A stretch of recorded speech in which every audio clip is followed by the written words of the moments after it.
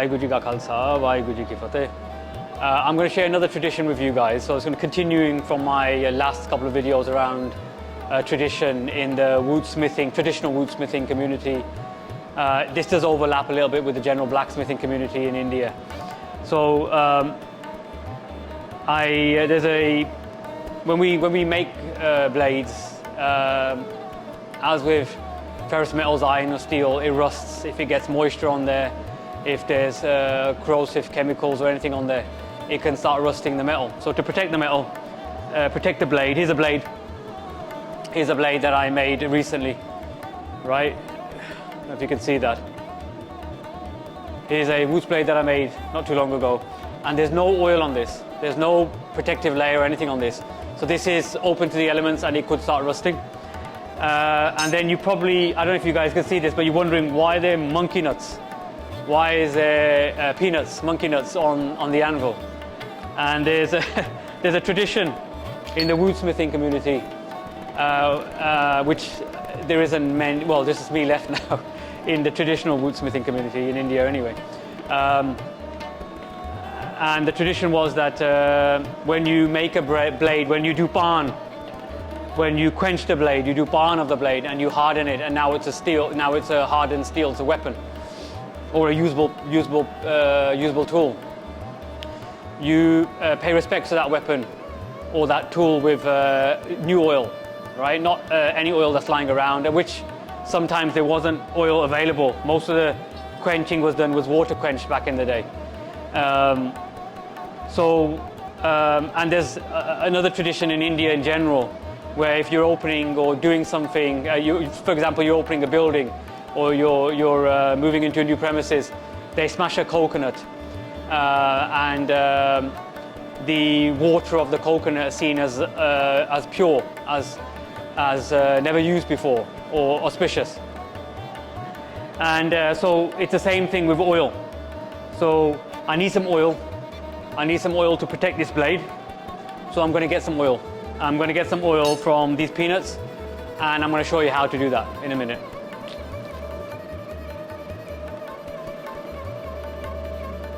So as you can see here, I've got this Wootz blade. There's absolutely no oil on this. No oil at all. So I want to put some oil on this blade. So we're going to get that now. So we're going to just smash some of these open.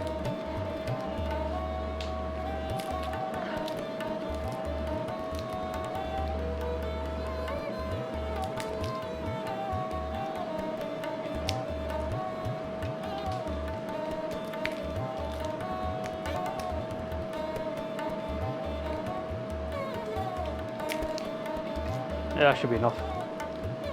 Right. Okay. We'll bake these down a bit.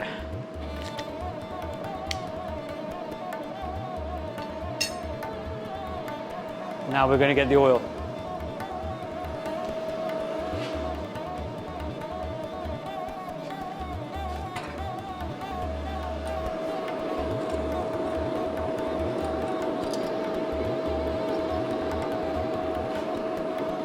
So what I'm going to do is put this hot metal on it.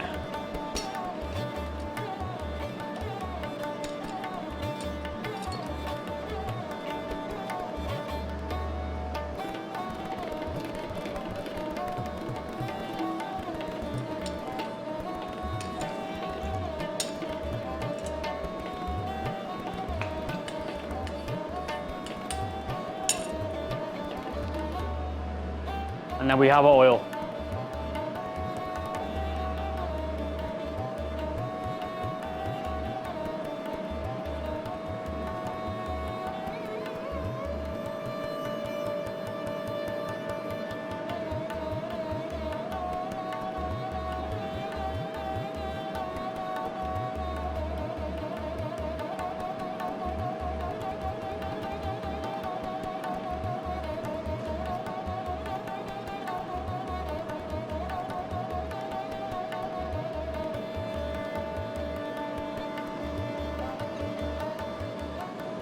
So I hope you enjoyed today's video. I just want to recap on the point of the video and just talk a little bit about this kind of series of videos I'll be making. Before I do that, I want to thank everybody who gave me the help to set up the cameras or who come and video, who help record some of these videos and do the editing. So thank you so much. So today's video was about how to extract oil from nuts, seeds, and grains. Back in couple of hundred years ago, sometimes smiths weren't able to get oil or weren't able to carry oil with them. So they would harvest oil on the spot for covering what was most important. And wood steel was extremely important, expensive, valuable items, valuable stock, valuable weapons for warriors. So we would traditionally make the oil on the spot. The point of the aspect of virgin oil or unused oil is a sign of respect, that we've just made this oil specifically for a brand new blade that we've just made, a sword or a dagger of some sort, and it's a sign of respect. And this would have been practiced by wood smiths in and around the Indian subcontinent. And but yeah, so hopefully that makes sense.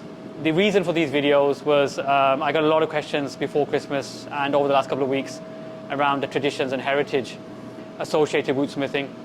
There's a lot of you guys were saying there's a lot of videos on crucible steel, but not on the authentic heritage and traditions of Wootz smithing and what is what's Wootz and what's Fulaad, what is crucible steel. I'm not going to get into that today. I'll probably get into that in another video, and I have made videos on it before. But I just want to explain to the viewers is that to you all that Wootz smithing has several hundred years or 1,000 years of heritage associated to it already, and there's several hundred years of documented heritage and traditions associated with Wootz smithing. So we need to share that with you guys. I didn't realize how important this was, but speaking to a lot of you guys, it's become apparent that nobody knows this stuff.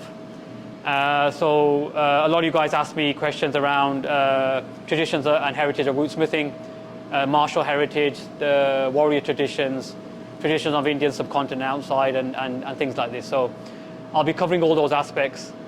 And there's some great videos by other people on YouTube around crucible steels. I'm not going to try and redo videos on crucible steels. I'm not interested in that.